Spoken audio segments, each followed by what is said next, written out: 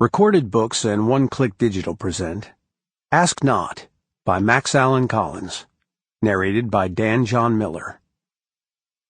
The author opens this story with 5 short epigraphs. The first is a quote from JFK and the Unspeakable by James W. Douglas. The promoters of the systemic evil involved in killing President Kennedy counted on our repression and denial of its reality. A quote from Allen Dulles. That little Kennedy, he thought he was a god. A quote from Carlos Marcello. We'll take out insurance by setting up some nut to take the fall for the job, just like they do in Sicily. From Lyndon Baines Johnson. 1 out of every 4 presidents has died in office. And the final quote that begins this novel is from Lewis Carroll. We're all mad here.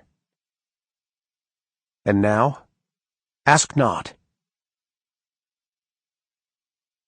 Chapter 1. September 1964. My son's generation will always remember 2 key events of their teenage years, where they were when news came of President Kennedy's assassination, and seeing the Beatles on Ed Sullivan. I learned of the former in a guest room at Hugh Hefner's Playboy Mansion in Chicago, in the company of Miss November, fittingly enough.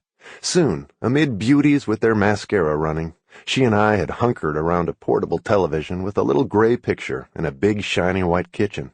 The latter broadcast I somehow missed, but Sam has made it abundantly clear over the years that the February 9th appearance of those 4 Liverpool lads on the Ed Sullivan Show was right in there with JFK getting it. My son once told me that joyful noise had signaled a rebirth for his generation, the baby boomers, granting them permission to smile and have fun and be silly again. But it also signaled the end of barbershops as we knew them, and extended the fad called rock and roll through the rest of the century and beyond. Unlike many of my contemporaries, I was a successful businessman in my well-preserved late 50s. I did not have disdain for the Beatles. They were a pretty fair combo, better than most of the little bands that had made the twist a very big deal on Rush Street, and they seemed to have a sense of humor. Earlier this year, Sam had convinced me to take in their flick, A Hard Day's Night, and I'd liked it. More importantly, Miss November, who you may have calculated was younger than me, loved it. The Beatles, through no fault of their own, had created a problem for me with Sam. He lived with his mother and my ex-wife. That's one person, in Hollywood with her husband, a fitfully successful film producer. Normally, Sam spent summers with me in Chicago. Sample complete. Ready to continue?